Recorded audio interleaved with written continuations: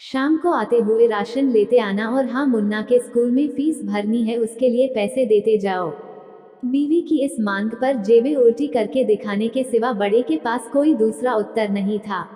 माथे पर चिंता की शिकनों के साथ सवेरे तो बड़ा भाई अपने काम पर निकल गया, लेकिन उस शाम उसने पूरे परिवार के सामने इस आर्थिक संकट को दूर करने के लिए एक प्रस्ताव रखा। क्यों न हम उस प्लॉट को बेच दे जिसे बाबूजी ने लक्ष्मी को शादी में देने के लिए खरीदा था। बेटी को दी हुई चीज वापस नहीं मांगते, पाप लगता है। लक्ष्मी का जन्म होते ही घर खुशियों से भर गया था, तभी तुम्हारे बाप ने ये तय कर लिया था कि ये प्लॉट लक्ष्मी का है, जो उसे उसकी शादी में दे दिया जाएगा। माँ ने अपना विरोध जताते हुए कहा, कौन सी बेटी? वो बेटी जो प्रेम विवाह कर घर की इज्जत को खाक में मिला गई और पिताजी की अंतिम यात्रा में भी न शामिल हुई। बड़े ने टॉन्ट मारते हुए कहा, मेरा मुंह मत खुलवा, यहाँ कौन नहीं जानता कि लक्ष्मी को उस दिन गली के नाके से ही लौटा दिया गया था और उससे अपने पिता से आखिरी बार मिलने का हक भी छीन लिया गया था। माँ ने बेटी का पक्ष लेते हुए कहा।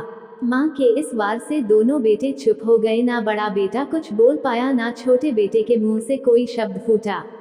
थोड़ी देर की शांति के बाद छोटा भाई बोला, प्लॉट बेच तो देंगे, पर क्या लक्ष्मी कागजात पर दस्तखत करेगी? मुझे नहीं लगता वो हमारा भला सोच भी सकती है। आखिर है तो औरत जात, पुरुषों की परिस्थिति कैसे समझ पाएगी? काफी वाद विवाद और सोच विचार के बाद सब इस बात पर सहमत हुए और पड़ोस के मोहल्ले की लक्ष्मी की दोस्त को बोलकर लक्ष्मी को घर आने का न्योता दे दिया गया। अगले दिन सुबह से गली के नाके पर खेल रहे बड़े भाई के लड़के की बुआ आ गई, बुआ आ गई की आवाज सुन घर वाले चौकन्ने हो गए। दोनों भाई मन में द्वेष और नफरत के साथ उसको कैसे घर में आने के लिए कहे, इसी दुविधा में थे। वो कहते हैं न, जरूरत के वक्त गधे को भी बाप बनाना पड़ता है। उसी कहावत के हिसाब से दोनों भाई बहने से बात करने के लिए तैयार हुए। सब इस मीटिंग को खत्म कर उठ ही रहे थे कि टीवी पर अनाउंसमेंट हुआ कि आने वाले 21 दिनों तक देश में लॉकडाउन लगाया जा रहा है। लक्ष्मी के पति ने फोन पर बात करने के बाद कहा, अब हम क्या करेंगे लक्ष्मी? कल की बस भी रद्द हो गई है और 21 दिनों तक कोई बस नहीं है, हम तो फंस गए। इस खबर से दोनों भाई बहुत निराश हो गए, क्योंकि एक तो उनकी आमदनी कम थी और दो लोगों का और खाने पीने का बोझा बढ़ गया था। लेकिन माँ अंदर ही अंदर खुश थी, क्योंकि इतने बरसों बाद घर वापस लौटी बेटी इसी बहाने कुछ दिन आराम से उसके साथ रह पाएगी। दोनों भाई छूटक सब्जी और फल बेचा करते थे। कुछ दिनों में ही लॉकडाउन के चलते और कोरोना वायरस के चलते लोगों ने उनसे सब्जियां और फल खरीदने बंद कर दिए। पहले से खराब उनकी आर्थिक स्थिति और ज्यादा खराब होने लगी और वो मन ही मन लक्ष्मी के कदमों को अशुभ मानने लगे।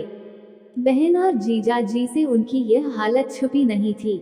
लक्ष्मी के कहने पर उसके पति ने दोनों भाइयों की सब्जी और फल की रेडियो पर लोहे की रॉड और जालियां फिट कर दी। बाजार जाकर दोनों के लिए कैप, हाथों के दस्ताने और थोक के भाव से सब्जी और फल खरीद लाए।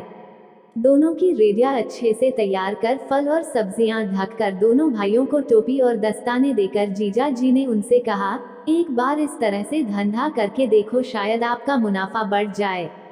थोड़ी आनाकानी करने के बाद दोनों भाइयों ने जीजा जी के समझाए अनुसार धंधा शुरू किया।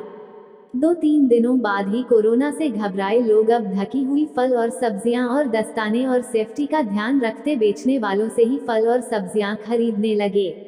इस तरह समझदार दामाद की वजह से धीरे धीरे दोनों भाइयों का धंधा अच्छा चलने लगा और उनके घर का गल्ला जो पहले खाली हो रहा था अब धीरे धीरे भरने लगा। माँ जैसे अपने मरे हुए पति से मन ही मन संवाद साधने लगी, देखो जी, आपकी लक्ष्मी सच में लक्ष्मी है। उसके पांव घर में पड़ते ही घर खुशियों से भर रहा है। दोनों भाइयों के आंखों में पहले जो गुस्सा था उसकी जगह अब शर्म ने ले ली थी। वह मन ही मन सोचते थे, क्या गलत किया था बहन ने जो हमने उसके साथ इतना बुरा सलूक किया। शादी ही तो की थी और शादी करने से पहले हमें बताया भी तो था। हम ही थे जो उसे स्वीकार नहीं कर पाए। दोनों भाइयों के मन में द्वेष और नफरत धीरे धीरे क्वारंटाइन हो गए। 21 दिन बाद जब दीदी और जीजाजी प्लॉट के कागज पर साइन करने जाने लगे, तब दोनों भाइयों ने उन्हें रोक लिया और उनकी माफी मांगते हुए वो पेपर्स उन्हें देते हुए बोले, शादी के वक्त हमने आपको कोई तोहफा तो दूर की बात है, आपका हक भी नहीं दिया। लेकिन अब इस प्लॉट को स्वीकार कर हमें प्रायश्चित करने का एक मौका दीजिए। सभी के आंखों में खुशी के आंसू आ गए और माँ ऊपर देखकर बोली, देखा आपकी लाडकी ने आज फिर हमारा घर खुशियों से भर दिया।